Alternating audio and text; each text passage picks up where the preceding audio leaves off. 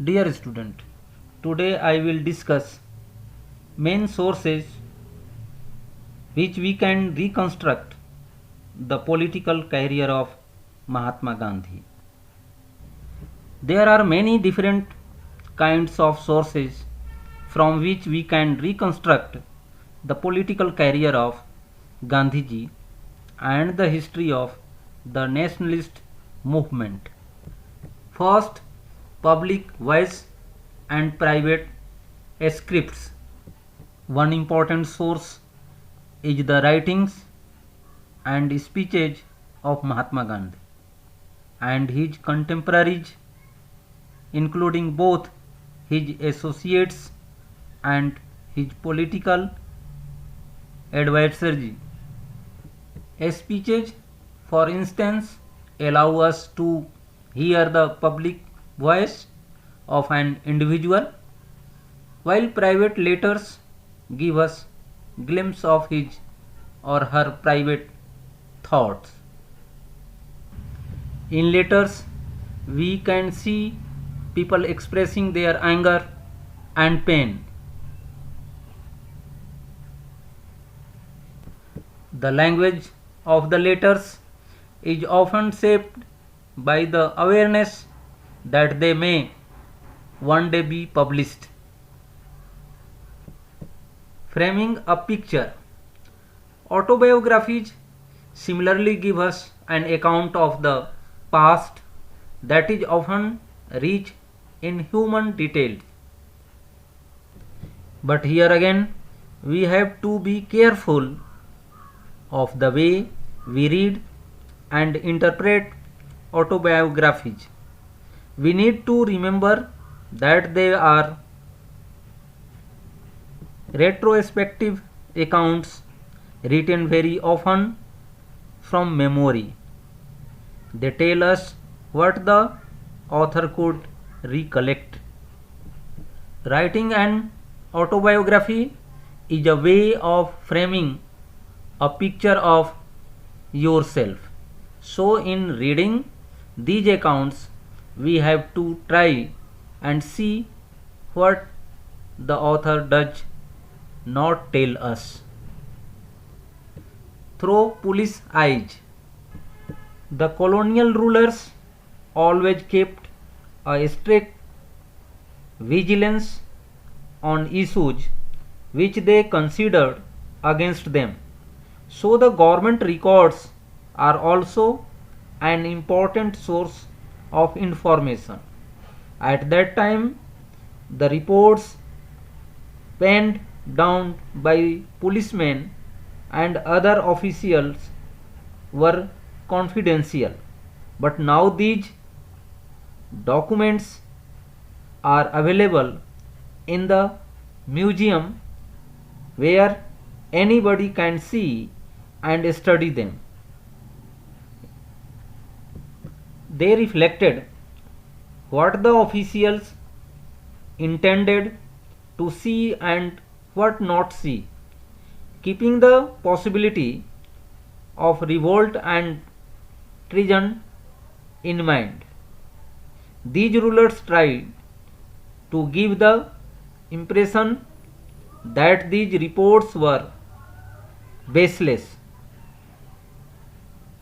If you look at the reports prepared during the Dandi March, where Mahatma Gandhi broke the salt law, you will come to know that the Home Ministry was not ready to acknowledge that Gandhiji enjoyed mass support.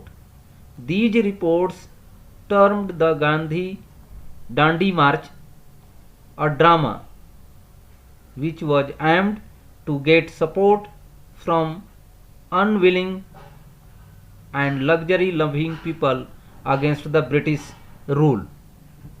From newspapers.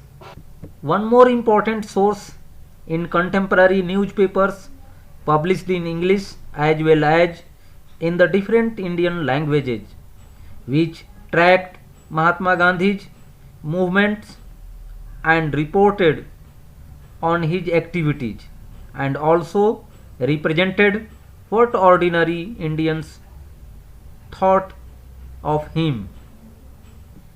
Definitely, official accounts are prepared by some commission or special officers or surveyors appointed by government with specific aims or objectives to submit reports or to maintain records for the specific purpose and period.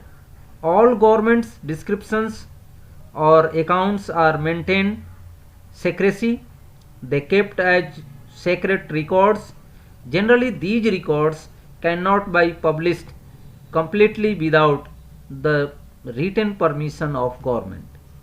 Generally, private letters are published with the permission of an individual. Similarly, autobiography may be written and published side by side if an individual desires so. However, if an individual desires to maintain secrecy about his private letters or autobiography, it is up to concerned individual. The contents or truthfulness of facts mentioned in private letters and autobiography totally depend on individual honesty, impartiality, and his liking to write all descriptions with truth.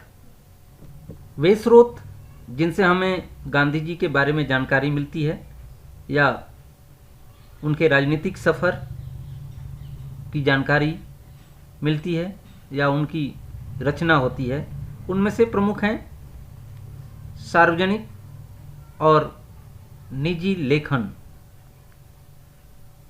सार्वजनिक स्वर और निजी लेखन काफ़ी महत्वपूर्ण है। महात्मा गांधी और उनके सहयोगियों व प्रतिद्वंदियों दोनों तरह के समकालीनों के लेखन और भाषण एक महत्वपूर्ण स्रोत है। इन लेखनों में हमें इस बात का ख्याल रखना चाहिए कि किस चीज़ को जनता के लिए लिखा गया था और किस चीज़ को अन्य उद्देश्यों के लिए लिखा गया था। उदाहरण के लिए, विभिन्न नेताओं के भाषणों से हमें किसी व्यक्ति के सार्वजनिक विचारों को सुनने का अवसर प्राप्त होता है, जबकि उसके व्यक्तिगत पत्र हमें उनके निजी विचारों की झलक देते हैं।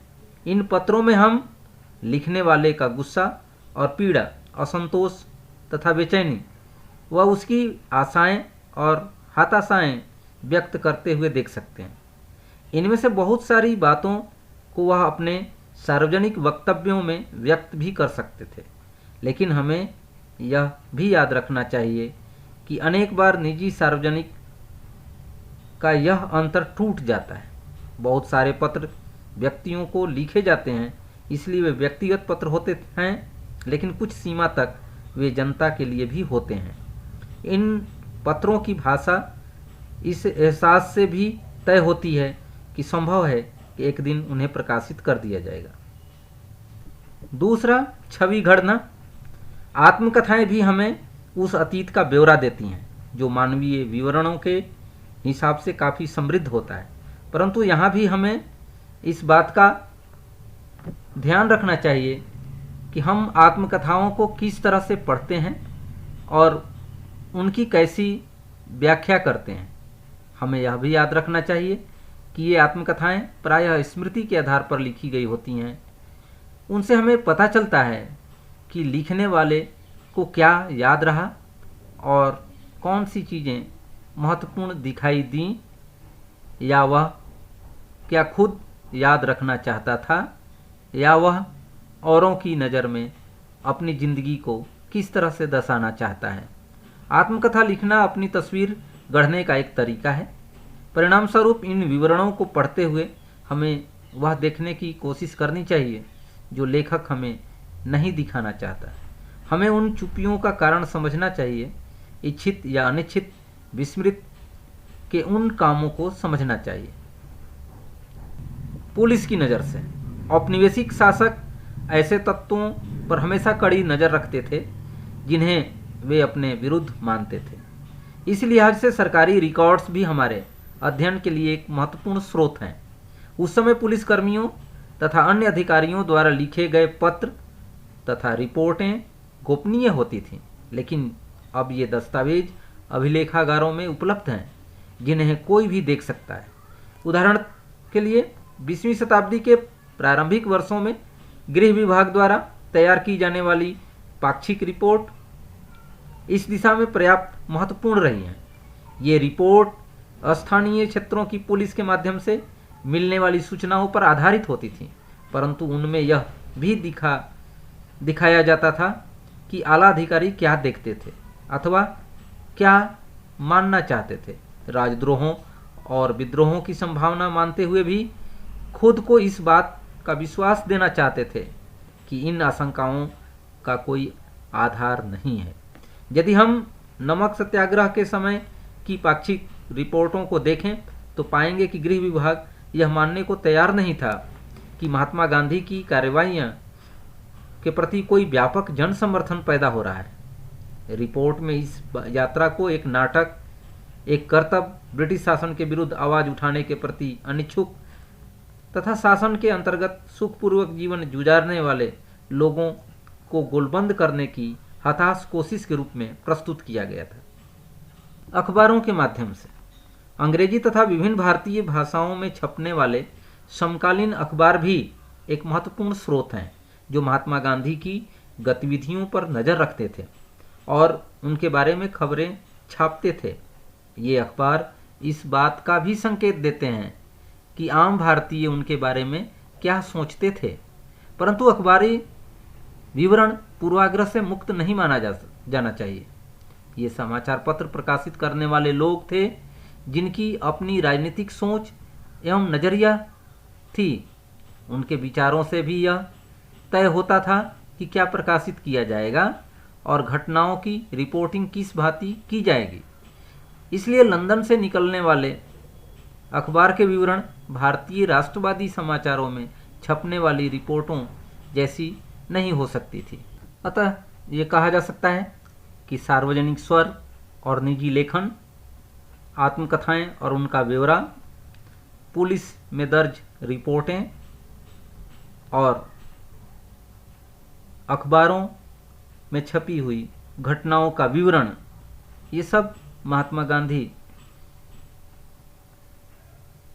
के राजनीतिक जीवन तथा भारतीय राष्ट्रीय आंदोलन के इतिहास को सूत्रबद्ध करने के महत्वपूर्ण स्रोत के रूप में इस्तेमाल किए जा सकते हैं।